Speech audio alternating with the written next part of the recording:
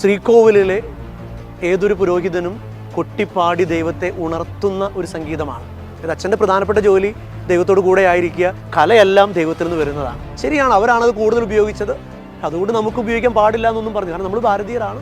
അങ്ങനെ കളിക്കാനായിട്ട് ഞാൻ കോർട്ടിലേക്ക് ഇറങ്ങിയപ്പോൾ കോച്ച് പറഞ്ഞപ്പോൾ ഓർക്കുന്നുണ്ട്, നിനക്ക് ഉയരമില്ല, നീ ഔട്ട്, നിനക്ക് കളിക്കാൻ പറ്റില്ല. കുഞ്ഞിന് തൊട്ട് ആഗ്രഹം ഉണ്ടായിരുന്നു. ഞാനിവിടെ പള്ളിയിൽ ചെയ്യുന്ന കുർബാന വീട്ടിലിരുന്നിട്ട് കുർബാന ചൊല്ലി കാണിക്കുമായിരുന്നു. കുട്ടിക്കാലത്തെ ഒരു ജീവിതത്തിൽ ദുഃഖം മാത്രമല്ല, സന്തോഷം മാത്രമല്ല, ദുഃഖം ഉണ്ടെന്ന് പഠിപ്പിക്കണമായിരുന്നു. പഠിപ്പിച്ചില്ല. ഞാൻ പലപ്പോഴും പറയും, കുറ്റബോധമില്ലാത്ത സന്തോഷമാണ് യുവത്വത്തിൻ്റെ അടിസ്ഥാനം. നമുക്കൊരു ശത്രുവേ ഉള്ളൂ, നമ്മൾ മാത്രം. ഹാപ്പിനെസ്സിൻ്റെ ബേസ് എന്ന് പറയുന്നത് ഞാൻ എവിടെ ആയിരിക്കുന്നുവോ അവിടെ 100% കമ്മിറ്റ് ചെയ്യുക.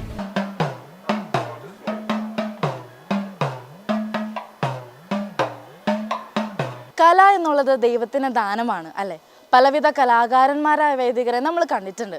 പാട്ട് പാടുന്ന വൈദികരുണ്ട്, ഡാൻസ് കളിക്കുന്ന വൈദികരുണ്ട്. പക്ഷേ ഇടയ്ക്ക കൊട്ടുന്ന അച്ഛൻ, അത് ഇച്ചിരി വെറൈറ്റി അല്ലേ? ഇന്ന് ഞാൻ പരിചയപ്പെടുത്താൻ പോകുന്നത് കേരളത്തിൽ തന്നെ ആദ്യമായിട്ട് ഇടയ്ക്കയിൽ അരങ്ങേറ്റം കുറിച്ച ഫാദർ റോയ് ജോസഫ് വടക്കനച്ഛനാണ്. അച്ഛാ, ഈശ്വരയ്ക്ക് സ്തുതിയായിരിക്കട്ടെ. അച്ഛാ, ഈ ഇടയ്ക്കയോടുള്ള മോഹം എന്ന് തൊട്ടാണ്? കുഞ്ഞിലേ തൊട്ടുണ്ടായിരുന്നോ?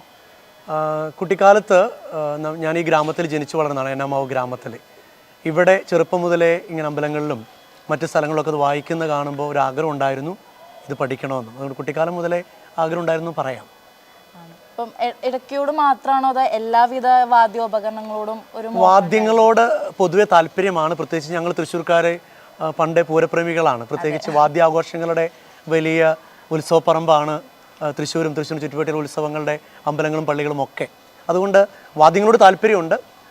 അതുകൊണ്ട് തന്നെ പ്രത്യേകിച്ച് കൊട്ടുന്ന വാദ്യങ്ങളോടാണ് താല്പര്യം കൂടുതൽ. കാരണം താളബോധം ദൈവം കുറച്ച് തന്നിട്ടുള്ളത് കൊണ്ട് ചെണ്ട, മൃദംഗം, തബല, അതുപോലെ തന്നെ ഡ്രംസ്, കോങ്കോ, അങ്ങനെയുള്ള വാദ്യങ്ങളോട് ഭയങ്കര ക്രേസായിരുന്നു. അങ്ങനെയാണ് പതുക്കെ ചെറുതുരുത്തി ജ്യോതി എഞ്ചിനീയറിംഗ് കോളേജിൽ ഞാൻ സേവനം ചെയ്യുമ്പോൾ കലാമണ്ഡലത്തിനടുത്ത് കിടക്കും ഇങ്ങനൊരു അവസരം കിട്ടി. അപ്പോൾ പിന്നെ അത് പഠിക്കാൻ തീരുമാനിച്ചു. അങ്ങനെ പഠിച്ചതാണ്. അപ്പോൾ ഈ പറഞ്ഞ എല്ലാ വാദ്യങ്ങളും പഠിച്ചിട്ടുണ്ടോ? അല്ല, സെമിനാറിലായിരിക്കുമ്പോൾ കോങ്കോ ഡ്രംസ് വായിക്കുമായിരുന്നു, തബല കുറച്ച് വായിക്കുമായിരുന്നു. പിന്നീട് ഇതൊക്കെ സെൽഫ് സ്റ്റഡീഡാണ്. നമ്മൾ പതുക്കെ പിന്നീട് കാലമൊക്കെ മാറി, ഇപ്പോൾ യൂട്യൂബ് വഴി പഠിക്കാവുന്നതായതുകൊണ്ട് കുറച്ചും കൂടെ. പക്ഷേ ഇടയ്ക്ക് പഠിക്കാനായിട്ട് ഞാൻ ആഗ്രഹം മൂത്ത് അവിടെ ചെറുതുരുത്തി ഭാരതപ്പുഴ തീരത്തുള്ള ഞരളത്ത് കലാശ്രമമുണ്ട്. സോപാന സംഗീതത്തിൻ്റെ വലിയ ഒരു പ്രതീകമാണ് ഹരിഗോവിന്ദേട്ടൻ. അദ്ദേഹത്തിൻ്റെ അടുത്ത് നിന്ന് പറഞ്ഞപ്പോൾ അദ്ദേഹമാണ് പെരിങ്ങോട് മണികണ്ഠാശൻ്റെ അടുത്തേക്ക് വിട്ടത്. അദ്ദേഹമാണ് ഇപ്പോൾ ഇടയ്ക്ക് വായനയിൽ ഏറ്റവും അഗ്രഗണ്യനായിട്ട് നിൽക്കുന്നത്. അപ്പോൾ അദ്ദേഹത്തിൻ്റെ കൂടെ കുറേ വർഷങ്ങൾ ഇത് പഠിക്കാനായിട്ട് ഇടവന്നു. അങ്ങനെയാണ് കുറച്ചും കൂടെ അത് പുറത്തേക്ക് ഇറങ്ങിയത് ഇടയ്ക്ക് വായനയായിട്ട്. അപ്പോൾ ഈ ശോഭാന സംഗീതത്തിൻ്റെ ഇടയ്ക്ക് വായനയിൽ വേറെ വരികളല്ലേ? അപ്പോൾ നമ്മളത് ക്രിസ്ത്യൻ പാട്ടായിട്ട് ചേർക്കുമ്പം അച്ഛനാണോ വരികൾ ഉണ്ടാക്കിയത്? ശോഭാന സംഗീതം എന്ന് പറഞ്ഞാൽ ബേസിക്കായിട്ട് നമ്മൾ അറിഞ്ഞിരിക്കേണ്ടത് കർണാട്ടിക് മ്യൂസിക്കുമായി ബന്ധപ്പെട്ട് നമ്മൾ ചിന്തിക്കേണ്ട ഒരു കാര്യം, നമ്മൾ സൗത്ത് ഇന്ത്യയിൽ പ്രത്യേകിച്ച് ശ്രീകോവിലിലെ ഏതൊരു പുരോഹിതനും കൊട്ടിപ്പാടി ദൈവത്തെ ഉണർത്തുന്ന ഒരു സംഗീതമാണ്. അത് ശോഭാന സംഗീതം എന്ന് പറഞ്ഞാൽ ശ്രീകോവിലിൻ്റെ പടികളിലിരുന്ന് പാടുന്ന സംഗീതം എന്നാണ് ബേസിക് ആയിട്ടുള്ള എൻ്റെ അർത്ഥം തന്നെ. അപ്പോൾ ദൈവത്തെ കൊട്ടിപ്പാടി സ്തുതിക്കുക എന്നുള്ളതാണ് ഒരു നമ്മുടെ ഭാരതീയ കോൺസെപ്റ്റിലെ ഈ ശോഭാന സംഗീതവും ഇടയ്ക്ക് കൊട്ടിപ്പാടുന്ന കൊട്ടുപാട്ട് എന്നറിയപ്പെടുന്നത് അതുകൊണ്ടൊക്കെയാണ്. പുരോഹിതൻ എന്ന് പറയുന്നത് അദ്ദേഹത്തിൻ്റെ പ്രധാനപ്പെട്ട ജോലി, നിങ്ങൾക്ക് എത്ര പേർക്ക് അറിയുമെന്ന് എനിക്കറിയില്ല, ആധാരം എഴുത്തുകാരൊക്കെ എഴുതും ദൈവവിചാരം എന്നാണ്. ഇത് അച്ഛൻ്റെ പ്രധാനപ്പെട്ട ജോലി ദൈവത്തോട് കൂടെ ആയിരിക്കുക, ദൈവത്തെ വിചാരിക്കുക, ഒപ്പം ദൈവത്തെ ഉണർത്തി ദൈവത്തോടൊപ്പം സഞ്ചരിക്കുക എന്നുള്ളതാണ്. ഞാൻ വിചാരിച്ചു, ഓക്കെ, ഇതൊരു നല്ലൊരു കലയാണ്. പ്രത്യേകിച്ച് എല്ലാ കലകളും ദൈവത്തിൽ നിന്ന് വരുന്നു. അപ്പോൾ ഓട്ടോമാറ്റിക്കായിട്ട് ഇത് പഠിച്ചു കഴിഞ്ഞാൽ കുറേ കൂടെ ദൈവികമായിട്ടുള്ളൊരു ബോധത്തിലേക്ക് വളരാം, മറ്റുള്ളവർ ഉണർത്താമെന്ന് ചിന്തിച്ചതുകൊണ്ടാണ് ഇങ്ങനൊരു ശ്രമത്തിലേക്ക് കടന്നത്. ഈ ഇടയ്ക്ക് വായന എന്ന് പറയുന്നത് ഒരു ക്ഷേത്രകലയാണ് അല്ലേ? അപ്പം അത് അച്ഛൻ പഠിച്ചൊരു വൈദികൻ എന്ന നിലയിൽ അത് സമൂഹ മാധ്യമങ്ങളിൽ അത് എല്ലാവരുടെ മുന്നിൽ വായിക്കുമ്പോൾ അതൊരു വിമർശനത്തിന് കാരണമായിട്ടില്ലേ? എനിക്ക് തോന്നുന്നു നമ്മൾ ഭാരതീയരായിട്ടുള്ള നമ്മൾ അങ്ങനെ ഒരു അതിർവരമ്പുകൾ നിശ്ചയിക്കുന്നത് തന്നെ അപകടമാണ്. അത് ഇന്ന കലയാണ് അല്ലെങ്കിൽ ഇന്നിടത്തെയാണ്. കാരണം ഭാരതം എന്ന വാക്കിൻ്റെ അർത്ഥം തന്നെ അറിവുള്ളവരുടെ നാടെന്നാണ്, പ്രകാശത്തെ ഇഷ്ടപ്പെടുന്നവരുടെ നാട്. കലയെല്ലാം ദൈവത്തിൽ നിന്ന് വരുന്നതാണ്. കാരണം കല സന്തോഷിപ്പിക്കാനുള്ളതാണ് മറ്റുള്ളവരെ. സന്തോഷം എന്ന് പറയുന്നത് ദൈവമാണ്. പൂർണ്ണമായ സന്തോഷത്തിനെ ദൈവശാസ്ത്രം വിളിക്കുക ദൈവം എന്നാണ്. അപ്പോൾ ആ സന്തോഷം ആർക്കൊക്കെ ജനിപ്പിക്കാൻ പറ്റുന്നു അവരൊക്കെ ദൈവത്തിൽ നിന്നുള്ളതാണ്. അതുകൊണ്ട് വത്തിക്കാൻ കൗൺസിൽ പറയുക, നന്മ എവിടെയുണ്ടോ, പൂർണ്ണമായ സന്തോഷം എവിടെയുണ്ടോ, അതൊക്കെ ദൈവത്തിൽ നിന്നുള്ളതാണ്. അതുകൊണ്ട് അതിന് അതിർവരമ്പുകൾ നിശ്ചയിക്കേണ്ട കാര്യമുണ്ടോ എന്ന് എനിക്ക് തോന്നുന്നില്ല. ശരിയാണ്, അവരാണത് കൂടുതൽ ഉപയോഗിച്ചത്. അതുകൊണ്ട് നമുക്ക് ഉപയോഗിക്കാൻ പാടില്ല എന്നൊന്നും പറഞ്ഞു. കാരണം നമ്മൾ ഭാരതീയരാണ്, ജന്മം കൊണ്ട് നമ്മളൊക്കെ ഇന്ത്യക്കാരാണ്. അതുകൊണ്ട് തന്നെ ഇന്ത്യയിൽ വളർന്നു വന്ന കലകളെ നമ്മൾ പ്രോത്സാഹിപ്പിക്കേണ്ടതാണ്. അത് മനുഷ്യന് സന്തോഷത്തിന് ഉപകരിക്കുമെങ്കിൽ കുറേ കൂടെ അത് നമ്മൾ പ്രത്യേകിച്ച് തബല, ഹാർമോണിയൊക്കെ നമ്മൾ ഭാരതീയ സംഗീതമാണ് നമ്മൾ അഡോപ്റ്റ് ചെയ്തിരിക്കുന്നത് ദേവാലയങ്ങളിലേക്ക്. ഇതാരും പരിശ്രമിച്ചിട്ടില്ല. അതുകൊണ്ടായിരിക്കാം ചിലപ്പോൾ അതിന് അതിർവരമ്പുകൾ ഇട്ട് മാറ്റി നിർത്തിയിട്ടുള്ളത്. അപ്പം ഈ ഒരു കലയിൽ അരങ്ങേറ്റം കുറിക്കണം എന്നുള്ളൊരു മോഹമൊക്കെ ഉണ്ടായിരുന്നോ? തീർച്ചയായിട്ടും. അരങ്ങേറ്റം എന്ന് പറഞ്ഞു കഴിഞ്ഞാൽ നമ്മളിത് ഗുരുവിൻ്റെ അടുത്ത് വായിക്കുക എന്നുള്ളതുള്ളൂ. അതൊക്കെ നമ്മൾ ഓൾറെഡി കഴിഞ്ഞിട്ടുണ്ട്. പിന്നീട് ഗുരു ഇത് വായിക്കാൻ പറഞ്ഞ ഒരു ദിവസം പറഞ്ഞപ്പോൾ ഞാൻ പുറത്തേക്ക് വിട്ടത് മാത്രമേ ഉള്ളൂ ഇങ്ങനെ വായിക്കുന്നതായിട്ട്. പിന്നീടാണ് സാമൂഹ്യ മാധ്യമങ്ങൾ അത് ഏറ്റെടുക്കുകയും മാധ്യമങ്ങളും മാധ്യമ സുഹൃത്തുക്കളൊക്കെ ഇത് വലിയൊരു കാര്യമായിട്ട് മുന്നോട്ട് വരികയും ചെയ്തത്. അപ്പോൾ അച്ഛൻ ഇപ്പോൾ ഇരിക്കുന്നത് ഏത് ഇടവകയിലാണ്? ഞാനിപ്പോൾ ഇരിക്കുന്നത് എറവ് കപ്പലപ്പള്ളി എന്നറിയപ്പെടുന്ന ഒരു പള്ളിയിലാണ്. സെന്റ് തെരേസസ് ചർച്ച് എറവ് എന്നറിയപ്പെടുന്ന ഒരു ഇടവപ്പള്ളിയാണ്. അത് കപ്പലപ്പള്ളി എന്നറിയാൻ കാരണം അത് കപ്പലിൻ്റെ മോഡലിലുള്ള ഒരേ ഒരു പള്ളിയാണ് ലോകത്തിലെ. 40 വർഷം മുമ്പ് ഉണ്ടാക്കിയൊരു പള്ളിയാണ്. തൃശ്ശൂർ അരിമ്പൂർ എന്ന് പറയുന്ന അരിയടൂർ എന്നറിയപ്പെടുന്ന ഒരു ദ്വീപിലാണ് നിൽക്കുന്നത്. അവിടുത്തെ വികാരിയച്ഛനാണ്. അച്ഛൻ ഞാനൊന്ന് കൊട്ടി നോക്കിക്കോട്ടെ? തീർച്ചയായിട്ടും കൊട്ടി നോക്കിയോളൂ. ഇത് എത്ര നാളെടുത്തു പഠിക്കാനായിട്ട്? പഠിക്കാൻ ഒരു 2 വർഷത്തോളം എടുത്തിട്ടുണ്ട്. എങ്ങനെയാണ്, എളുപ്പമാണോ? എളുപ്പമാണെന്ന് ചോദിച്ചാൽ താളബോധം ഉണ്ടെങ്കിൽ പെട്ടെന്ന് പഠിക്കാം, അല്ലെങ്കിൽ ഇച്ചിരി ടൈം എടുക്കും. കാരണം ഇച്ചിരി താളവും ഒപ്പം നമ്മുടെ കയ്യിൻ്റെ മെഴുക്കുമാണ് നമുക്കിതിൻ്റെ വായിക്കാനുള്ള ഏറ്റവും കൂടുതൽ ആസ്വാദ്യം നൽകുന്നത്. അച്ഛനായതിനു ശേഷമാണോ ഇത് പഠിച്ചത്? യെസ്. വളരെ വർഷങ്ങൾ കഴിഞ്ഞിട്ടാണ് ഞാൻ പഠിച്ചത്. ഞാൻ ജ്യോതി എഞ്ചിനീയറിംഗ് കോളേജിൻ്റെ ഡയറക്ടറായിട്ടിരിക്കുന്ന കാലത്താണ് ഇത് പഠിച്ചത്. 2 വർഷം മുന്നേ.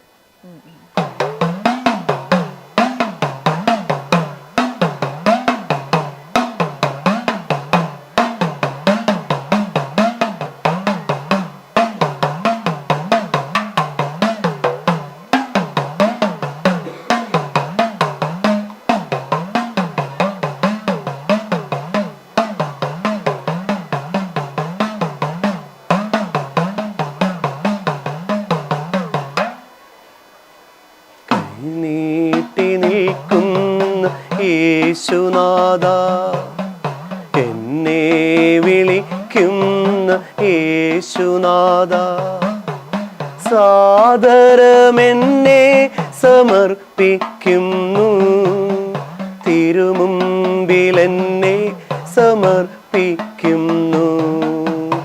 ആനന്ദവും ആത്മദുഃഖങ്ങളും കാഴ്ചവയ്ക്കുന്നു ഞാൻ ബലിയിൽ. ആനന്ദവും ആത്മദുഃഖങ്ങളും കാഴ്ചവയ്ക്കുന്നു ഞാൻ ബലിയിൽ. കൈനീട്ടി നിൽക്കുന്ന യേശുനാഥ, എന്നെ വിളിക്കുന്ന യേശുനാഥ, സാദരമെന്നെ സമർപ്പിക്കുന്നു, തിരുമുമ്പിലെന്നെ സമർപ്പിക്കുന്നു. അപ്പോ വാദ്യകലയിലും മിക്കതും അച്ഛൻ പഠിച്ചിട്ടുണ്ടല്ലേ? എല്ലാതും അല്ല, തുകൽവാദ്യങ്ങൾ കുറച്ചൊക്കെ അറിയാമെന്ന് മാത്രം. അറിയാം. താളബോധം ഏറെ ഉള്ളതുകൊണ്ട് തന്നെ എല്ലാം പരീക്ഷിച്ച് നോക്കാനുള്ള മാത്രം. അപ്പം ഇനി സ്പോർട്സിൽ അച്ഛൻ വലിയ മെയിനാന്ന് കേട്ടിട്ടുണ്ട്. ഞാൻ സ്പോർട്സില് ബാസ്കറ്റ്ബോൾ ആണ് മെയിൻ ആയിട്ടുള്ള ഒരു ഐറ്റം എന്ന് പറയുന്നത്. ബാസ്കറ്റ്ബോൾ പണ്ട് കോട്ടയം വടവാ സെമിനാരിയുടെ ക്യാപ്റ്റനൊക്കെ ആയിരുന്നു. അതിനുശേഷം പിന്നീട് റഫറിങ്ങിലേക്ക് കടന്നു. 2000 മുതൽ കേരള ബാസ്കറ്റ്ബോൾ അസോസിയേഷനിലുണ്ട്. 2004 മുതൽ നാഷണൽ ബാസ്കറ്റ്ബോൾ അസോസിയേഷനിലുണ്ട്. ഇപ്പോൾ കേരളത്തിൻ്റെ റഫറി കമ്മീഷൻ മെമ്പറൊക്കെ ആയിട്ട് ബാസ്കറ്റ്ബോൾ സജീവമായിട്ട് പ്രവർത്തിച്ചുകൊണ്ടിരിക്കുന്നു. വളരെ സജീവമായിട്ട് പ്രവർത്തിച്ചുകൊണ്ടിരിക്കുന്നു. വേറെ ഏതെങ്കിലും സ്പോർട്സ് ഇല്ല, ബാക്കിയുള്ളതൊക്കെ നമ്മൾ സാധാരണ കളിക്കുന്ന പോലെ കുട്ടിക്കാലം മുതൽ കളിക്കുന്നുള്ളൂ. എല്ലാവരോടും താല്പര്യമുണ്ട്. സ്പോർട്സ് പൊതുവെ ഇഷ്ടമാണ്. പക്ഷെ ബാസ്കറ്റ്ബോളിലാണ് നമ്മൾ സ്കിൽ ചെയ്തിരിക്കുന്നത് കുറച്ചും കൂടെ. ഇപ്പം ബാസ്കറ്റ്ബോളിൽ കുഞ്ഞിലേ തൊട്ട് സ്കൂളിലൊക്കെ കളിച്ചു തുടങ്ങിയിട്ടുണ്ടോ? ഇല്ല, ബാസ്കറ്റ്ബോൾ ഞാൻ തുടങ്ങുന്നത് സെമിനാരി ജീവിതത്തിലാണ്. 15 വയസ്സ് കഴിഞ്ഞ് 10ാം ക്ലാസ് കഴിഞ്ഞ് തോപ്പ് സെമിനാരിയിൽ, തൃശ്ശൂരുള്ള മൈനസ് സെമിനാരിയാണ് തോപ്പ് സെമിനാരി. അവിടെ ജോയിൻ ചെയ്തപ്പോഴാണ് ഈ കളി ഞാൻ ആദ്യമായിട്ട് കാണുന്നത്. അങ്ങനെ കളിക്കാനായിട്ട് ഞാൻ കോർട്ടിലേക്ക് ഇറങ്ങിയപ്പോൾ കോച്ച് പറഞ്ഞിപ്പോൾ ഓർക്കുന്നുണ്ട്, നിനക്ക് ഉയരമില്ല, നീ ഔട്ട്, നിനക്ക് കളിക്കാൻ പറ്റില്ല. അപ്പോൾ ഞാൻ തിരിച്ചു ചോദിച്ചു, വൈക്കാണ്ടായി, എന്തുകൊണ്ട് എനിക്ക് കളിച്ചുകൂടാ? പക്ഷെ കോച്ച് പറഞ്ഞു ഉയരമുള്ളവരുടെ കളിയാണ്. പക്ഷെ ഞാൻ വിട്ടുകൊടുത്തില്ല. എൻ്റെ ഒരു സ്വഭാവം അനുസരിച്ച് ഞാൻ സാധാരണ രീതിയിൽ വിട്ടുകൊടുക്കുന്ന ശൈലിയില്ല. വൈക്കാണ്ടായി എന്നൊരു ചിന്ത എനിക്ക് എപ്പോഴും ഉണ്ടാവും. എന്തുകൊണ്ട് എനിക്ക് പറ്റില്ല? കാരണം കുട്ടിക്കാലം മുതൽ എൻ്റെ മനസ്സിലുള്ള ചിന്ത, നമുക്കൊരു ശത്രുവേ ഉള്ളൂ, അത് നമ്മൾ മാത്രമാണ്. എപ്പം നമ്മൾ ബ്രേക്ക് ചെയ്യുന്നുവോ അന്ന് നമ്മൾ രക്ഷപ്പെടും. അതുകൊണ്ട് പലപ്പോഴും ഞാൻ ചിന്തിക്കാറുണ്ട്, എൻ്റെ ജീവിതത്തിൻ്റെ വിജയവും പരാജയവും നമ്മൾ നിശ്ചയിക്കുന്നതാണ്. ദൈവം നമുക്ക് സ്വാതന്ത്ര്യം തന്നിട്ടുണ്ട്, സമയം തന്നിട്ടുണ്ട്. ലൈഫ് എന്ന് പറയുന്നത് ഈ സ്വാതന്ത്ര്യവും സമയം തമ്മിലുള്ള കോറിലേഷനാണ്. എനിക്ക് വേണമെങ്കിൽ ഉഴപ്പാതിരിക്കാം. അപ്പോൾ ഞാൻ എന്ത് ചെയ്തു, ഞാൻ നേരെ ലൈബ്രറിയിൽ പോയി അതിൻ്റെ റൂൾ ബുക്കൊക്കെ എടുത്ത് പഠിച്ച് ഞാൻ എന്നും പ്രാക്ടീസ് ചെയ്യുമായിരുന്നു. അങ്ങനെ ഒരു 2 മാസം കഴിഞ്ഞ് അതേ കോച്ച് എന്നെ സെലക്ട് ചെയ്തു. അപ്പോൾ ഞാൻ ചോദിച്ചു എന്തുകൊണ്ടാണെന്ന് ചോദിച്ചപ്പോൾ ഞാൻ എന്നെപ്പോലെ കളിക്കുന്നു, കാരണം ഞാൻ ലോങ് ഷോട്ട് എറിയും. അങ്ങനെ കളി തുടങ്ങിയതാണ് ബാസ്കറ്റ് ബോളിൽ. പിന്നീട് അവിടെ നിന്ന് അങ്ങോട്ട് വഡോദര സെമിനാരിൽ ചെന്ന് കോട്ടയത്ത്. തീർച്ചയായിട്ടും ആദ്യത്തെ ടെസ്റ്റിൽ തന്നെ എനിക്ക് അവരുടെ എ ടീം എന്ന് പറഞ്ഞ സെമിനാരി ടീമാണ് മെമ്പർഷിപ്പ് കിട്ടി. പിന്നീട് അങ്ങോട്ട് നേരെ വളർച്ചയായിരുന്നു. കളി എന്നും പ്രാക്ടീസ് ചെയ്യും, റെഗുലർലി 1 മണിക്കൂർ കളിയിൽ ഇൻവെസ്റ്റ് ചെയ്യുമായിരുന്നു. ആ കളി കഴിഞ്ഞിട്ടുള്ള കാര്യങ്ങൾ വേറെ ഉള്ളൂ. അങ്ങനെ ടീമിൻ്റെ ക്യാപ്റ്റനായി. ആ കാലഘട്ടത്തിൽ തന്നെ തിയോളജി പഠിക്കുന്ന സമയത്ത് തന്നെ അന്നത്തെ ബഹുമാനപ്പെട്ട തോമസ് റാംബിഗലച്ചനോട് പറഞ്ഞു, നീ പോയി റെഫറി ടെസ്റ്റ് പാസ്സാവണം. അങ്ങനെ കേരള ബാസ്കറ്റ്ബോൾ അസോസിയേഷൻ്റെ റെഫറി ടെസ്റ്റ് തിയറി അന്നത്തെ റാങ്ക് ഹോൾഡർ ആയിരുന്നു. അതിനുശേഷം പ്രാക്ടിക്കൽ എഴുതി, പ്രാക്ടിക്കലും പാസ്സായി. പിന്നെ അസോസിയേഷനിൽ കയറി, ബാസ്കറ്റ്ബോൾ റെഫറീസിൻ്റെ അസോസിയേഷനിൽ കയറി. അങ്ങനെ ഗ്രാജുവലി 10-24 വർഷമായിട്ട് ബാസ്കറ്റ്ബോൾ വേൾഡിൽ കേരളത്തിലും ഇന്ത്യയിലുമായിട്ട് മൂവ് അറൗണ്ട് ചെയ്യുന്നു. പലപ്പോഴും ഒരു അച്ഛനെന്ന നിലയ്ക്ക് ഒത്തിരി സന്തോഷം തോന്നുന്നു. ചെറുപ്പക്കാരുടെ കൂടെ ഇത് നടക്കുന്നതുകൊണ്ട് സന്തോഷം. അച്ഛൻ ഒരുപാട് എൻജോയ് ചെയ്യുന്നുണ്ടാവല്ലേ ഇപ്പോൾ ആയിരിക്കുന്ന ഇടവകയിലായാലും? എങ്ങനെയാണ് ബാസ്കറ്റ്ബോളിന്റെ ആ ഒരു കാര്യങ്ങളൊക്കെ ഇംപ്ലിമെന്റ് ചെയ്യാൻ പറ്റുന്നത്? ഇപ്പോൾ നമ്മളൊരു വില്ലേജ് സെറ്റപ്പുള്ള പാരിഷാണ് വന്നിരിക്കുന്നത്. ഇപ്പോൾ നമ്മൾ കോർട്ട് ഇട്ടിട്ടുണ്ട്. പതുക്കെ സ്കൂളിനോട് ബന്ധപ്പെട്ട കോർട്ടിൽ കളി വളർത്തുന്നു. ബാസ്കറ്റ്ബോൾ എന്ന് പറയുന്നത് നമുക്കെല്ലാവർക്കും അറിയാം, അതൊരു ക്രിസ്ത്യൻ മിഷണറീസ് ഇന്ത്യയിലേക്ക് കൊണ്ടുവന്നൊരു ഗെയിമാണ്.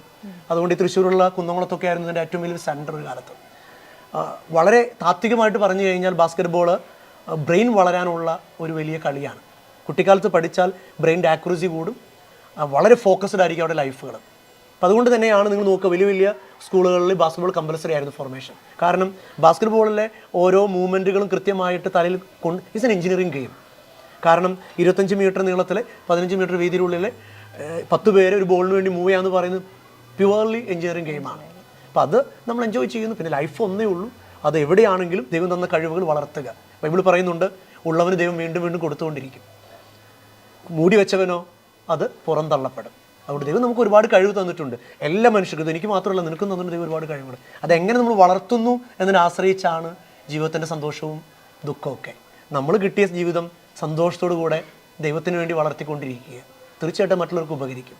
അച്ഛാ, ഈ ബാസ്കറ്റ്ബോൾ എന്ന് പറയുന്ന സ്പോർട്സ് കളിക്കാനും പ്രാക്ടീസ് ചെയ്യാനൊന്നും സഭയിൽ നിന്ന് അനുവാദമൊന്നും വേണ്ട. പക്ഷേ ഇടയ്ക്ക എന്ന് പറയുമ്പം അതൊരു വാദ്യോപകരണമാണ്, ഒരു ക്ഷേത്രകലയാണ്. അപ്പം അതിന് വല്ല അനുവാദങ്ങളോ കാര്യങ്ങളോ ഒക്കെ വേണോ സഭയിൽ നിന്ന് പ്രാക്ടീസ് ചെയ്യാൻ? പ്രത്യേകിച്ച് കലകൾ നമുക്ക് നമ്മുടെ ഉത്തരവാദിത്തങ്ങൾ ചെയ്യുന്നതിന് വിട്ട് നമുക്ക് നമ്മുടെ ഫ്രീ ടൈമുകളിൽ കല ഉപാസിക്കാനോ സന്തോഷം നമ്മളെ കൊണ്ടു നടക്കാനൊന്നും പ്രത്യേകിച്ച് പെർമിഷൻ്റെ ആവശ്യമൊന്നുമില്ല. പിന്നെ നമ്മൾ ആർക്കും സ്കാൻഡലില്ലാതെ വേറെ ഇഷ്യൂസിലൊന്നും പോവാതിരിക്കുക എന്നുള്ളതാണ് പ്രധാനം. അല്ലാതെ നമ്മൾ അതിനു വേണ്ടി പ്രത്യേകമായിട്ടുള്ള പെർമിഷൻസ് ഒന്നും ആവശ്യമുണ്ടെന്ന് എനിക്ക് തോന്നുന്നില്ല. അപ്പം ഈ മീഡിയയിൽ ഒരുപാട് വൈറലായിട്ടുണ്ടായിരുന്നു അച്ഛൻ്റെ വീഡിയോസൊക്കെ. അപ്പം എപ്പോഴാണ് വീഡിയോസൊക്കെ എടുത്തു തുടങ്ങിയ ഈ ഇടയ്ക്ക വായനയിലൂടെ? വീഡിയോസ് എടുത്തു തുടങ്ങിയത് റീസെൻ്റ്ലി ആയിട്ടാണ്. കാരണം ഇപ്പം നമുക്കറിയാം റീൽസിൻ്റെ ഒക്കെ കാലഘട്ടമാണ്. അപ്പോൾ 1-2 പേര് അത് ആവശ്യപ്പെട്ടപ്പോൾ നമ്മൾ ചെയ്ത് കാണിച്ചു കൊടുത്തതാണ്. ഓട്ടോമാറ്റിക്കായിട്ട് പിന്നെ അത് ആളുകളും യുവാക്കൾ ഏറ്റെടുക്കാൻ തുടങ്ങി. അങ്ങനെയാണ് അത് കുറച്ചും കൂടെ ആളുകൾ അറിയാൻ തുടങ്ങിയത്, ഇങ്ങനെയുള്ള കഴിവുകളൊക്കെ ഉണ്ടെന്ന് പുറലോകത്ത് അറിയാൻ തുടങ്ങിയത്.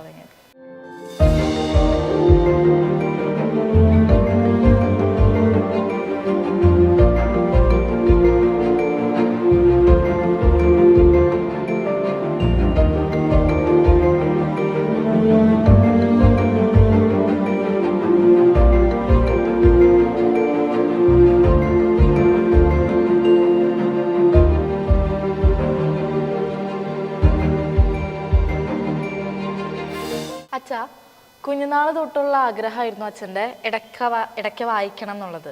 അതോടൊപ്പം തന്നെ വളർന്നു വന്ന ഒരു മോഹമാണോ അച്ഛനാവാൻ ഉള്ള മോഹം? കുട്ടിക്കാലം മുതൽ ആഗ്രഹമായിരുന്നു അച്ഛനാവണം എന്നുള്ളത്. കാരണം കുട്ടിക്കാലം മുതൽ ഓട്ടർ ബോയ് ആയിരുന്നു.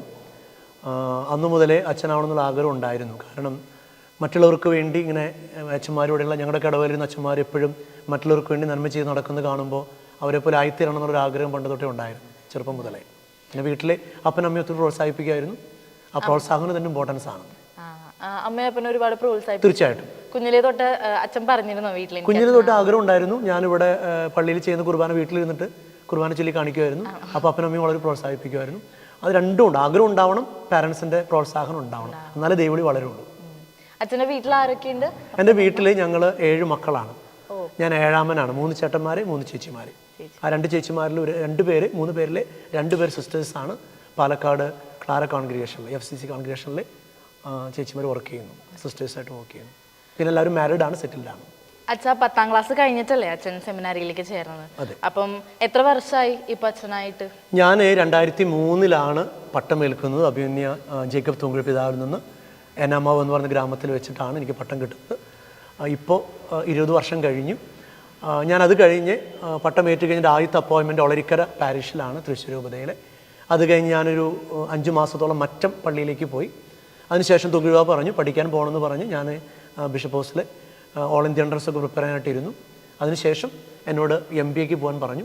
അങ്ങനെ ബാംഗ്ലൂർ ക്രൈസ്റ്റിലേക്ക് ഞാൻ MBA പഠിക്കാനായിട്ട് പോയി. അതിൻ്റെ കൂട്ടത്തിൽ ഞാൻ ഡെൽ ഇൻ്റർനാഷണൽ കമ്പ്യൂട്ടേഴ്സിൽ കുറച്ച് നാൾ HR ഇൻറ്റേണൊക്കെ ആയിട്ട് വർക്ക് ചെയ്തു. പിന്നെ വിചാരിച്ചു നാട്ടിലേക്ക് തന്നെ തിരിച്ചു പോരാം എന്നൊക്കെ കരുതിയിട്ടാണ് പിന്നെ തൃശ്ശൂർ ടൗണിലേക്ക് തിരിച്ചു വന്നത്. വന്നു കഴിഞ്ഞപ്പോൾ ജൂബിലി മിഷൻ മെഡിക്കൽ കോളേജിൻ്റെ HR ഡയറക്ടർ, അസിസ്റ്റൻറ്റ് ഡയറക്ടർ എന്ന് പറഞ്ഞ പോസ്റ്റിലൊക്കെ ആയിരുന്നു പിന്നീടുള്ള 2 കൊല്ലം.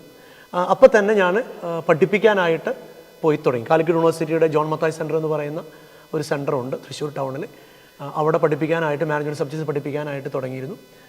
ആഴ്ചയിൽ ഒരു ഹാഫ് ഡേ അവിടെ പോയി ഗസ്റ്റ് ലെക്ചറായിട്ട് പഠിപ്പിക്കുമായിരുന്നു. കാരണം പഠിപ്പിക്കുക എന്നുള്ള വലിയൊരു മിഷൻ ജീസസ് ക്രൈസ്റ്റിൻ്റെ ഉണ്ടെന്നുള്ളത് കൊണ്ടാണ്. കാരണം കർത്താവ് ഭൂമിയിലേക്ക് വന്ന് 2 കാര്യത്തിന് വേണ്ടിയിട്ടാണ്. ഒന്ന് പഠിപ്പിക്കുക, 2 രോഗികളെ ശുശ്രൂഷിക്കുക, അതിലൂടെ ദൈവരാജ്യം സ്ഥാപിക്കുക. ഇതാണ് കർത്താവിൻ്റെ വിഷനും മിഷനും ഒക്കെ ആയിരുന്നത്. ഞാനും ചിന്തിച്ചു, ഓക്കെ നമ്മൾ രോഗികളുടെ കൂടെ ആയിരിക്കുക, ഒപ്പം പഠിപ്പിക്കുക എന്ന ചിന്ത കൊണ്ടാണ് അങ്ങനെ തുടങ്ങിയത്. പിന്നെ 2010 ആകുമ്പോൾ തുങ്കുപിതാവിനെ വിളിച്ച് പറഞ്ഞു നമ്മൾ അപ്പോൾ ഈ ആൻഡ്രൂസ് പിതാവായിരുന്നു. ആൻഡ്രൂസ് പിതാവിലൂടെ തുങ്കുപിതാവ് പറഞ്ഞു ജ്യോതി എഞ്ചിനീയറിംഗ് കോളേജിലേക്ക് പോകണം എന്ന് പറഞ്ഞപ്പോൾ ഞാൻ അങ്ങനെ ആൻഡ്രൂസ് പിതാവിൻ്റെ പദ്ധതി വാങ്ങി ജ്യോതി എഞ്ചിനീയറിംഗ് കോളേജിൽ അവിടെ അസിസ്റ്റൻറ്റ് വാർഡനായിട്ട് ചെന്നു, ഒപ്പം അസിസ്റ്റൻറ്റ് പ്രൊഫസറായിട്ട് തുടങ്ങി. പിന്നെ അവിടെ ഓരോ പോസ്റ്റുകൾ കയറി എൻ്റെ ഡയറക്ടറായിട്ട് 2022 അതുവരെ അവിടെ താമസിച്ചു. 12 കൊല്ലത്തോളം ജ്യോതി എഞ്ചിനീയറിംഗ് കോളേജിൻ്റെ ക്യാമ്പസിലായിരുന്നു. പിന്നീട് ഞാൻ അവിടെ നിന്ന് അതിനോട് കൂടെ PhD എൻ്റെ ആരംഭിച്ചിരുന്നു. അപ്പോൾ ഒരു പള്ളിയൊക്കെ ഞാൻ ചോദിച്ചിരിക്കുന്ന സമയമായിരുന്നു. അപ്പോഴാണ് കപ്പലപ്പള്ളിയിൽ എനിക്ക് വികാരിയായിട്ട് ചാർജ് കിട്ടുന്നത്. ഒപ്പം കപ്പലപ്പള്ളിക്കുള്ള 3 സ്കൂളുകളുടെ മാനേജറായിട്ട് ഞാൻ വർക്ക് ചെയ്യുന്നത്. അതാണ് ഒരു ചെറിയ സംക്ഷിപ്ത രൂപം. അതിൻ്റെ കൂട്ടത്തിൽ പ്രൊഫഷണൽ ബോഡികളുടെ കുറച്ചുകൂടെ ആക്റ്റീവായിട്ട് മെമ്പർഷിപ്പ് ഉണ്ട്, വർക്ക് ചെയ്യുന്നുണ്ട്. ഒന്ന് ഇഷ എന്ന് പറയുന്ന ഒരു ഇന്ത്യൻ സൊസൈറ്റി ഹോസ്പിറ്റൽ അഡ്മിനിസ്ട്രേറ്റേഴ്സ് ഉണ്ട്, ഡൽഹി ബേസ്ഡ് ആണ്, അതിൽ ലൈഫ് മെമ്പറാണ്. പിന്നെ IST എന്ന് പറയുന്ന Indian society of technical education, അതിൻ്റെ ലൈഫ് മെമ്പറാണ്. പിന്നെ BFI ബാസ്ഫുൾ ഫെഡറേഷൻ ഓഫ് ഇന്ത്യ, അതിൻ്റെ ലൈഫ് മെമ്പറാണ്. പിന്നെ TMA ടീച്ചർ മാനേജർ അസോസിയേഷൻ, അതിൻ്റെ ലൈഫ് മെമ്പറാണ്. ഇങ്ങനെ കുറേ അഡീഷണൽ നമ്മൾ മെമ്പർഷിപ്പുകൾ എന്തിനാ ചോദിച്ചാൽ മറ്റുള്ളവർക്ക് നന്മ ചെയ്യാൻ കിട്ടുന്ന അവസരങ്ങൾ അത് ഏത് വഴിയിലൂടെയാണ് ചെയ്യാൻ പറ്റുക, അതിലൂടെ ചെയ്യാൻ വേണ്ടിയിട്ടുള്ള പ്രൊഫഷണൽ മെമ്പർഷിപ്പുകളാണ്. ഇതാണൊരു ഔട്ട്ലൈൻ എൻ്റെ ലൈഫിനെ കുറിച്ച്. അച്ഛനായതിനു ശേഷം അച്ഛൻ ഒരുപാട് കോളേജിൽ വർക്ക് ചെയ്തിട്ടുണ്ട്. അപ്പം യൂത്തായിട്ട് ഒരുപാട് ഇന്ററാക്ഷൻ വന്നിട്ടുണ്ട്. അപ്പം അത് എങ്ങനെയാണ് അച്ഛൻ ഒരുപാട് എൻജോയ് ചെയ്തിട്ടുണ്ടോ അച്ഛൻ്റെ? ഡെഫിനറ്റ്ലി ഞാൻ പറയാ ജീവിതത്തിലെ യുവാവായിരിക്കുക എന്നുള്ളതാണ് ഏറ്റവും നല്ല കാലഘട്ടം, അല്ലെങ്കിൽ യുവാക്കളുടെ കൂടെ ആയിരിക്കുക എന്നുള്ളതാണ് ഒരു ജീവൻ്റെ ഏറ്റവും, ഞാൻ പലപ്പോഴും പറയാനുള്ള കാരണം എന്താണെന്നറിയോ, യുവത്വമാണ് ജീവൻ്റെ ആഘോഷം. കാരണം ജീവിതത്തിൻ്റെ യുവത്വം എന്ന് പറയുന്നതാണ് അവൻ്റെ ഏറ്റവും നല്ല കാലഘട്ടം. അതുകൊണ്ട് കുട്ടികൾ കുറുമ്പൊക്കെ കാണിക്കുമായിരിക്കും. കുറുമ്പുകൾ കാണിക്കുമ്പോൾ നമ്മൾ ചെയ്യേണ്ടത്, മുതിർന്നവർ ചെയ്യേണ്ടത് ആ സ്പോട്ടിൽ നമ്മൾ തിരുത്തുക, സ്നേഹത്തോടെ തിരുത്തുക. കാരണം ഇന്ന് തിരുത്താൻ ആർക്കും താല്പര്യമില്ല, എല്ലാവരും കമ്പനി അടിച്ച് നടക്കാനും താല്പര്യപ്പെടുന്നത് മാത്രമേ ഉള്ളൂ. ശരിയാണ്, നമ്മൾ ഫ്രണ്ട്ഷിപ്പ് വേണം, കമ്പനിയൊക്കെ വേണം, അവർ കൂട്ടത്തിലാവണം. പക്ഷേ തെറ്റ് കാണുമ്പോൾ പറഞ്ഞു കൊടുക്കുകയും ചെയ്യുക, എന്തിനാണ് ആ തെറ്റ് എന്ന്, എന്താണ് തെറ്റെന്നും കൂടെ പറഞ്ഞു കൊടുക്കണം. അല്ല ചുമ്മാ തെറ്റെന്ന് പറഞ്ഞു പോകരുത്. ആ തെറ്റെന്താണ്, എങ്ങനെയാണ് നമ്മൾ തിരുത്തപ്പെടേണ്ടത്, മനുഷ്യൻ എന്ന് പറയുന്നത്, ആ ഒരു ഡയലോഗിലേക്ക് യുവാക്കളായിട്ട് നമ്മൾ നടക്കണം. ഫ്രാൻസിസ് മാർപ്പ് എപ്പോഴും പറയും എൻഗേജ് ചെയ്യുക കുട്ടികളുടെ കൂടെ.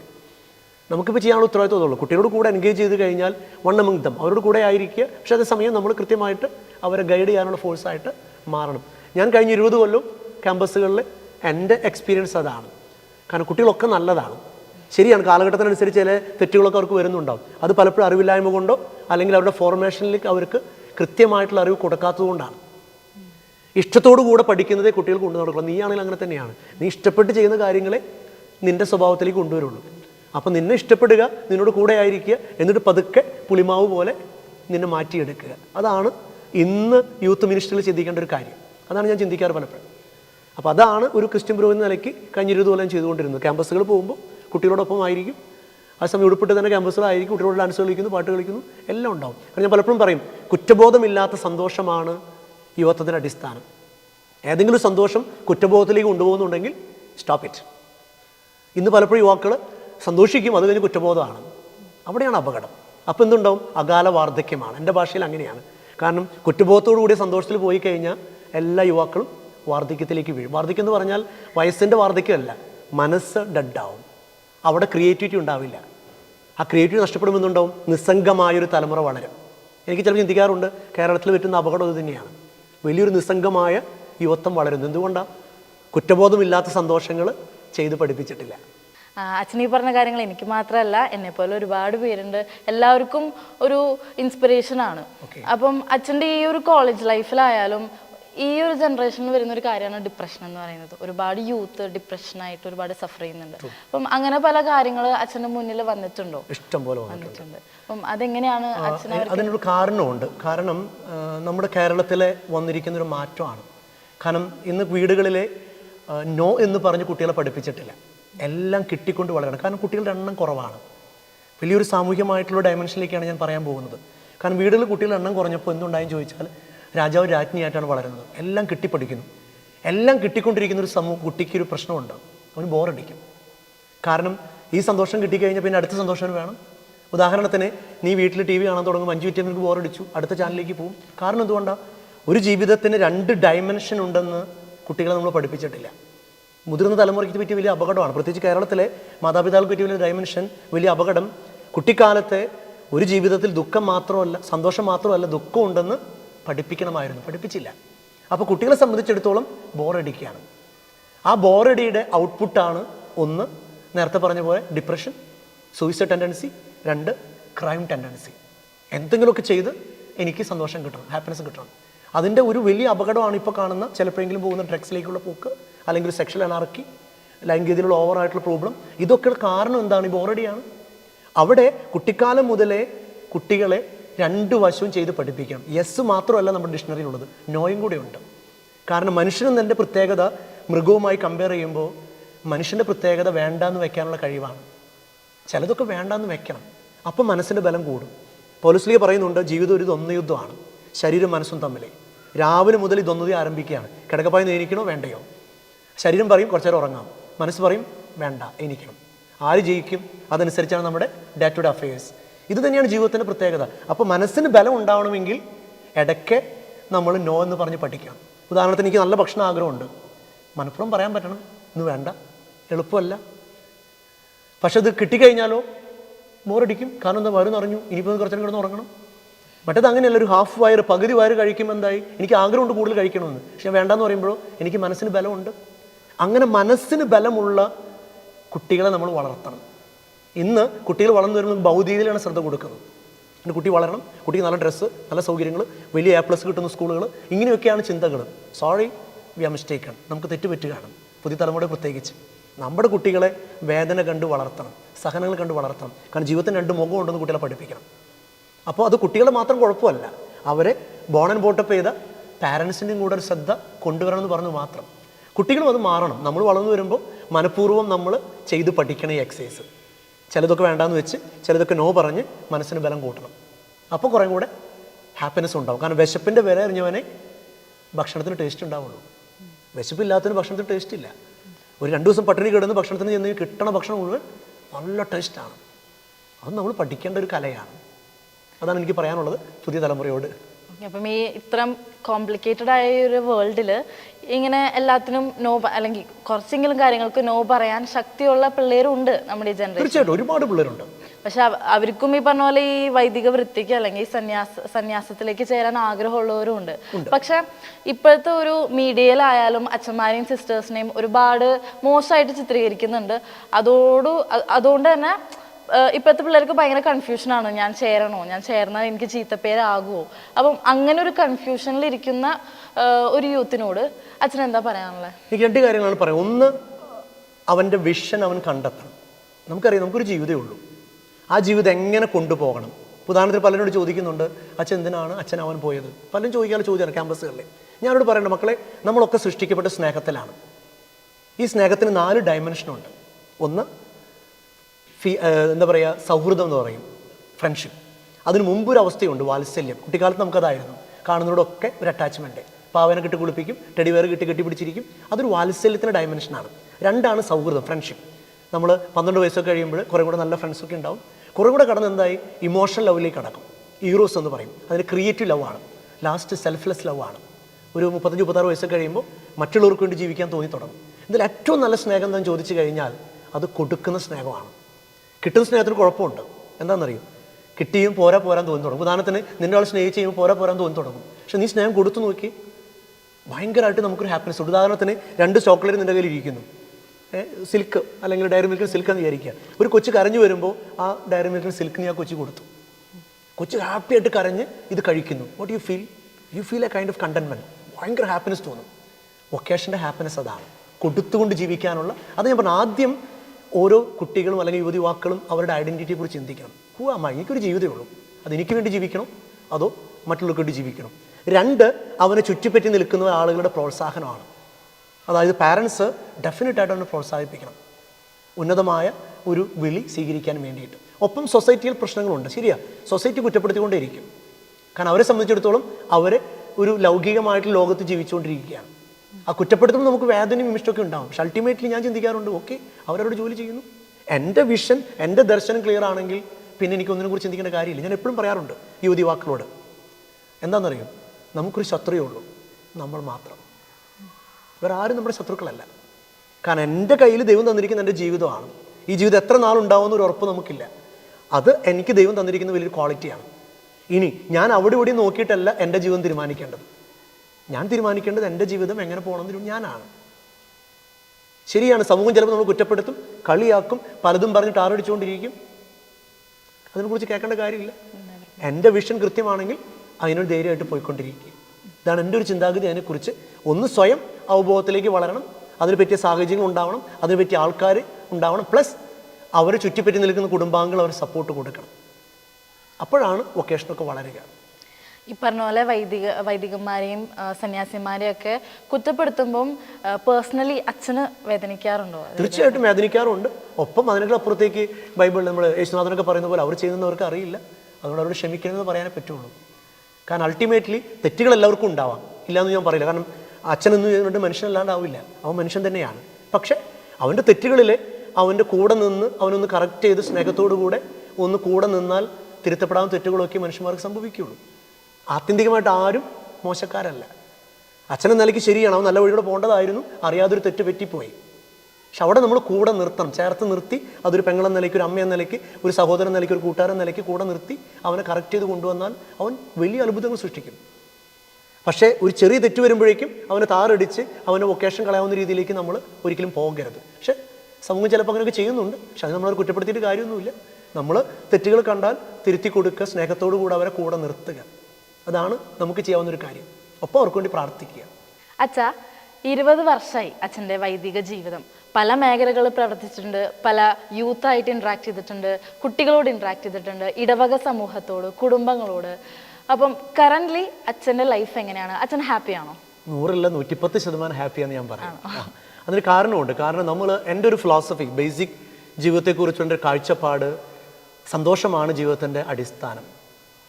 ദുഃഖിക്കാൻ നമുക്ക് 100 കൂട്ടം കാരണങ്ങളുണ്ട്. ശരിയാണ്, ചെറിയ ഇമോഷണൽ ദുഃഖങ്ങളൊക്കെ വരാൻ പോയത്. പക്ഷേ രാത്രി കിടന്ന അപ്പുറത്തേക്ക് ഞാൻ വളരെ ഹാപ്പി ആയിരിക്കും. കാരണം നമുക്ക് ദൈവം തരുന്ന ഓരോ മൊമെൻറ്റും, ആ മൊമെൻറ്റിൽ 100% കമ്മിറ്റഡ് ആവുക എന്ന് പറഞ്ഞാൽ ബോഡി ആൻഡ് മൈൻഡ് 100% ഇൻവോൾവ്. എൻ്റെ ശരീരം മനസ്സും 100% കൊടുത്തുകൊണ്ട് ജീവിച്ചാൽ നമ്മൾ ഹാപ്പി ആവും. നീയാണെങ്കിലും ഞാനാണെങ്കിലും. ഹാപ്പിനെസ്സിൻ്റെ ബേസ് എന്ന് പറയുന്നത് ഞാൻ എവിടെയായിരിക്കുന്നുവോ അവിടെ 100% കമ്മിറ്റ് ചെയ്യുക. നമ്മുടെ മനസ്സും ശരീരവും 100% കൊടുക്കുക. അങ്ങനെ കൊടുക്കുമ്പോൾ കിട്ടുന്നൊരു ആനന്ദമുണ്ട്. I definitely feel that. പൗരോഹിത്യത്തിലും ഓരോ മൊമെൻറ്റിലും, ഇപ്പോൾ ക്ലാസ് എടുക്കാൻ പോകുന്നു, കളിക്കാൻ പോകുന്നു, വാദ്യങ്ങൾ വായിക്കുന്നു, അല്ലെങ്കിൽ ഇടവക ജനത്തിനോട് കൂടെ പെരുമാറുന്നു, നമ്മൾ എവിടെയായിരിക്കും 100%. ഇപ്പോൾ നിൻ്റെ അടുത്ത് വന്നു, നീ കുറേ ചോദ്യങ്ങൾ ചോദിക്കുന്നു, 100% നിൻ്റെ അടുത്ത് ഞാൻ ഇൻവോൾവ് ചെയ്യുന്നു. I M basically happy. എനിക്ക് തോന്നുന്നു അതാണ് നമ്മൾ ചെയ്ത് പഠിക്കേണ്ടത്. ചെയ്യേണ്ട കാര്യങ്ങൾ ചെയ്യേണ്ട സമയത്ത് കൃത്യമായിട്ട് ചെയ്യുക. Your life will be happy. കുറ്റബോധമില്ലാത്ത സന്തോഷമാണ് യുവത്വത്തിൻ്റെ അടിസ്ഥാനം എന്ന അച്ഛൻ്റെ വാക്കുകൾ നമുക്ക് ഓരോരുത്തർക്കും വളരെയേറെ ഇൻസ്പിറേഷനാണ്. ഈ ഒരു ജനറേഷനിൽ അച്ഛനെ പോലുള്ള വൈദികന്മാർ ഒരുപാട് നമ്മുടെ തിരുസഭയ്ക്ക് ആവശ്യമാണ്. അതിനുവേണ്ടി നമുക്ക് പ്രാർത്ഥിക്കാം. ഇത്രയും നേരം ഞങ്ങളുടെ കൂടെ അച്ഛൻ നിന്നതിനും അച്ഛൻ്റെ പുണ്യമായ ജീവിതാനുഭവങ്ങൾ ഞങ്ങളോട് ഷെയർ ചെയ്തതിനും ഒരുപാട് നന്ദി. അച്ഛൻ ഞങ്ങൾക്ക് വേണ്ടി പ്രാർത്ഥിക്കണം. ഞങ്ങളും അച്ഛനെ പ്രാർത്ഥനയിൽ ഓർക്കുന്നതായിരിക്കും. ഈശോ മിശിഹായ്ക്ക് സ്തുതി. ഇപ്പോൾ സ്തുതിയായിരിക്കട്ടെ കേട്ടോ. Thank you.